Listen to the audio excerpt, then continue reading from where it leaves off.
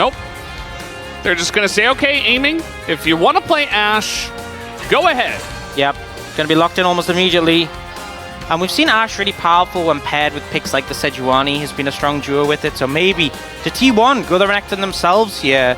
I think Kingen's laning has been really solid on it so far. But it doesn't really feel like a Zeus move just to early lock the Renekton. Owner looks very resigned to his fate, which, no, actually? Yep, I think the Vi value is massive. You deny it from Lucid, you are playing Vi into Ashe, which feels pretty good overall. And you could just pair it with Taliyah if you wanted to. You could just pick a top laner here. You could just pick an AD carry here. You know you're playing into Ashe. A lot of options available for T1. Don't really have to show your cards yet. But especially with all the mid lane bans, getting like Vi Taliyah at this point would be pretty strong. We've also seen like Vi Ahri be very popular recently. Vi Jhin, not on the forefront of my mind. Jhin? I mean, okay, Guma's great at it. He wants to get matchup into Ashe, and he's going to pick it very early. My surprise comes from that it comes this early, but I guess they expect a ban on it in the second phase, so they're going to take it now. But very high prio. And the Sejuani with the Ashe, I thought maybe they would take this away, but they didn't want to deal with Lucid's Vi, so they take the Vi away. But now we got Sejuani Ashe here for DK. Yeah, and maybe just the Renekton for Kingen on 3 pairs well with the Sejuani. We'll see if they lean in that direction again. But actually looking like they want to secure a pick for Showmaker. Still trying to decide, and they go for the Renata. We've seen Ashe Renata be really strong. Limits the ability for carrier to play an engage pick into that as a result. Like, you really want to be playing like a ranged harass champion. You know, Jhin Karma used to be a lane years ago. That could work into it. We'll see what carrier... I mean, it is carrier. He is known to bring out some definitely versatile Jhin Yumi. Sorry. No, I mean, you know. But I think maybe we'll go for a pick. It's not going to be Yumi, but it will be an enchanter. They will go to Karma. So yeah, Jhin Karma on a ban.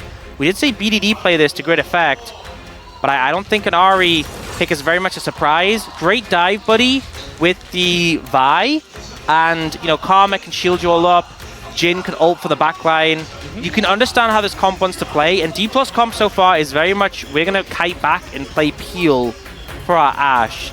So with that in mind, you know, the TF could make sense and lean to that play style if that's something they want to bring out. The point-and-click CC, definitely high value. Yeah, it's mid and top. There's that Gnar blind you were saying. And they do get it. And I feel like Kingen's Gnar has been pretty strong so far this season, so I feel like he'll be very happy to get that. Would it be crazy to even say something like a Sylas? We've seen Sylas Ahri so many times, some good ults to steal. Look at his face. He might do it. They've left this pick till the last minute. Maokai mid. Oh! Ox with the soul read. And now, Zeus is undoubtedly going to take a top laner who's going to bully the Gnar. We'll see what they opt to go for. Look at the chef we haven't seen for a while. The Yone would be sick, but I feel like it's probably going to be a ranged pick. Just to have a really stable, safe laning phase. It's been Zeus' hallmark recently. Play Draven. Oh, oh, this is sick actually if they go to Camille. You know, Camille, no, we've talked about this being a good matchup for Camille, but it's been such a long time since it's been consistently picked. But the dive threat from Camille Vi Ahri, the Jhin over the top, aiming's going to have a rough time. And yet, you look at the composition, right? You have the lockdown from the top side, a lot of CC, a lot of bruiser bulk, and then you have the Renata to peel for aiming. This is a protect the president composition against a composition for T1 that is designed to kill aiming. Yeah.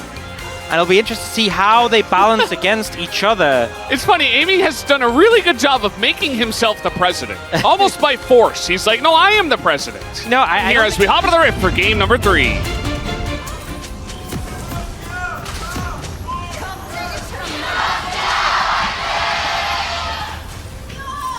소환사의 협곡에 오신 것을 환영합니다. And how about a little vision denial from Jonah Strong? All 5 members here down on the bottom side for DK. What are we running into? I like how he keeps us on our toes as much as the players are, you know? Yeah. We don't get that observer vision, that safety. You gotta live in the eyes of the players. Yeah, I think some of our viewers need that reminder from time to time. Because sometimes when you have the full vision, some players can look very silly doing things without vision. But you got to realize, playing a game of League of Legends, there's fog of war. Yeah, I feel like there's scenarios where it's like Jaws looming and you see someone coming from the fog of war. And it's like, there are obvious ones, sure, but also it's so different, obviously, having your own perspective and having to deal with things. You know, if a Camille just flies out of a brush and you have 0.2 seconds to react. Why didn't he flash it? God. God, when I slow this down to 0.25 times and replay it and watch, definitely playing for the skirmishes more so, and T1 just going to look to pick up this dragon early. Showmaker's about half HP, so even though he's coming over, I think they feel confident they can get this and disengage. He's going to get into the pit as now the engage comes in as that frontline owner very low, and he will eventually go down as they have to go super deep for this one. Showmaker, though, so tanky, will live throughout it all, flashes away, and DK get the Drake as well, but the chase is on. Guma looking for more. Kellen in a lot of trouble. He's just going to sacrifice himself for the trade. But DK, they get first blood and the Drake, so they should be happy with that. And you see the difference here Showmaker makes in lockdown owner. He will head immediately off respawn towards those grubs. Didn't get a dragon, will take those.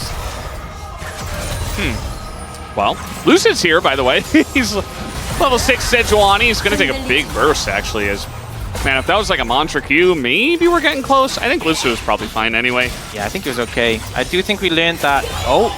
That was point blank. I do not know how that missed.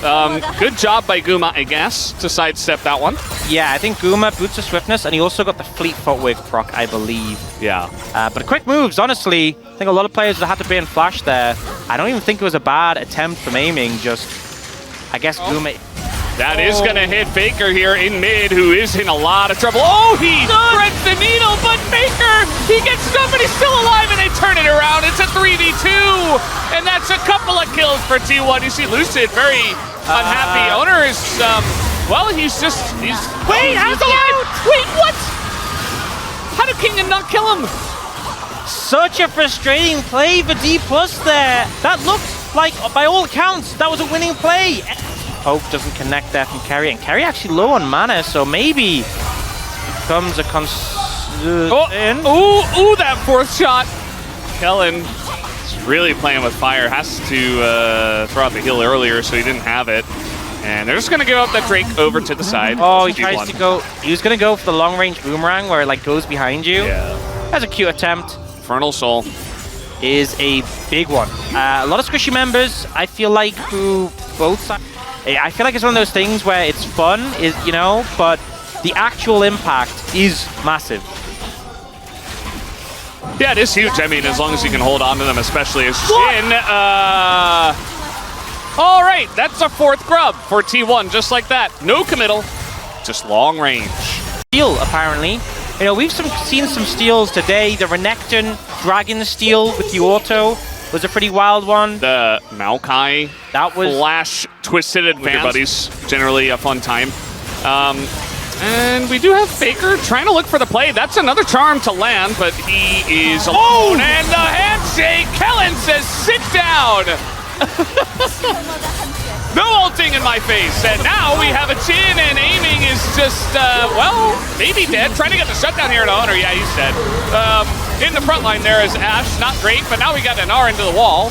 And another handshake, and this time it's a root onto Sejuani. That's a double kill for Guma, who has insane value in this game on the Jhin. That's a third one for the side of T1. And T1 will continue to push. Zeus still looking for more, though. The root doesn't connect this time. And Zeus doing a lot of work with his Camille, but T1 in total, making it work, even though Kellen had that masterful play. Two baits him in, just really nicely played. Now DPLUS trying to set up this Herald. But T1 have so many engage tools. They want to fight, they'll take it. All right, comes down to Silas getting that one, as now Lucid in a lot of trouble. Isn't really that tanky just yet. Another huge handshake. Man, Kellen is just not missing. After a couple of weaker games, he is coming up big in Game 3 as here comes the Silas. I feel like Guma also is getting huge value on the Jhin. Here comes the ult. It's going to hit Faker. He's in a lot of trouble up against that Meganar, and DK turning it back in their favor.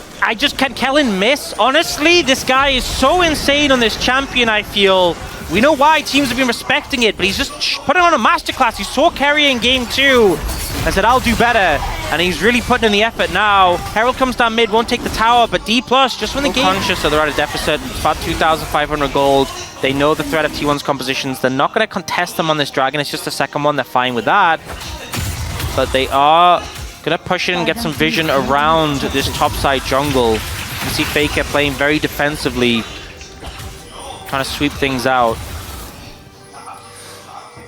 So if we do have one breaking out, could end up being impactful. You can see a ward placed down here by Carrier. We'll spot Kellen and aiming moving up. Faker should just be safe to take this tower. Another one in the bag for T1. Just pushing that gold. Absolutely can. And DK, you see Lucid is coming on over here. He doesn't have his ult yet, but just the presence is enough. Zeus has to back away. They trade turrets. Show. There it is. They've seen him. Stops the back. Here comes Lucid. But that is Camille. I mean, you can't get away from this. It's just Mininar, and he is very far away from the Mega. He's just dead. Arrow is going to hit. And nope, TP is coming in. I think DK just have to get out of there. Lucid's like, okay, never mind. Just going to take the Cinder and run away. But the ability to close the gap here from T1 is huge. The ult is going to miss, and another handshake is going to hit the front line. And this Renata gets so much value when everybody lines up for it. And T1 just don't have the chase ability after the fact. And they don't want to go into that choke. Okay, we gotta fight in live. That is a caught Carrier. That's just Karma, who, when she's caught, she just kind of dies. I thought you were saying that's Karma from getting POG game 2. DPLUS for punishment, you know. Punished. 100% soul point. And as DK, you kind of have to deny this one if you can. Yeah, no. Charm gonna miss. Faker in a bit of trouble. Does, okay, he's fine actually. Just gonna Spirit Rush away. But now he's on the opposite side of the fight. So yes, he's okay and he will live, but can T1 actually fight this one? As might just come down to a flip, and Oner is going to steal it away, but now Faker! Oh, he's gonna get away with the Gnar into the wall! Down he goes! As DK finally closes the gap, but now, very low health bars here on the side of DK. In goes Zeus, and he just murders Showmaker! Down he will go, and Zeus is totally fine. They get in that back line. The Vi is able to lock down aiming, but he gets the reset. But look at the health bars and the chase potential of T1. They shut it down in a big way. DPLUS not able to disengage. The Jin'll value is massive, and Guma's look at the fourth shot! He gets it in the bag. Dragon secured. Team fight win. Zeus gonna TP in for the Baron, and T1 getting everything they asked for out of this fight. Mid-tier 1. This is a fine trade for DPLUS. Objective bounty. Yeah. I think they're happy with this. The enemy team has Baron and trading is good. Now, it feels less good if you lose this inhibitor tower, which they might. The ult comes in. Oh, the arrow, it's gonna immediately get McHale's, but the front line here, Zeus, surprisingly tanky. He's got a lot of shielding too from the Karma, who's had a good game, obviously.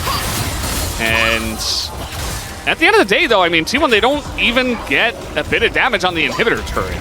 Yeah. So they're still ahead. They're still in a fun spot. Plus with his dives to set up the plays. You see DPLUS, because they moved down towards Zeus, they lost control over this area near the banana brush. And Zeus is looking to threaten on this flank. Yeah. T1 also, they're not even fully engaging, but Guma with shields can just walk up to people and just shoot them. That's going to be a cleanse, though. Early on here, Guma is taking a bit of damage as well. Not the cleanest amount of poke. And here comes Faker on the flank. All the way around, looking for Showmaker, who is pretty low. The Jhin ultimate going to be utilized. They try to clump up here, but that's Infernal Soul. And Lucid, he needs to get in. It's not going to happen. It just goes over to T1. As, okay, Infernal Soul now for the side of T1, and they want to take a fight. Kingen has no Mega Bar. He has to try and stack it quickly, but they're all so low. Oh man, they're all up against the wall as well. The Charm is going to miss, so does the Jhin root. Oner goes in first, but he is looking for that backline, aiming in a bit of trouble as the Renata ultimate does get some value, but man, the low health bars are insane as the damage from T1 is out of control. Aiming finally gets taken out. It's a triple for Guma, and that might just do it as T1 are pushing the bottom lane. We saw the Jhin just not able to do the damage in that game 1, but Guma makes it work here. They corral DPLUS in, they cut them down, and they're able to get the win. The upset here, DPLUS had such a fantastic season, will go down to T1 on their upswing towards playoffs. That's T1, man. Sometimes they're just inevitable, and they played the better series tonight. As we got 5 seconds until Renata, it's not looking good for DK to have a chance to stop this push, and in fact, T1 will end the game right here, right now, right at the 30-minute mark. T1 take the series as he said it, on their upswing towards playoffs in Guma. What a fantastic Jin game.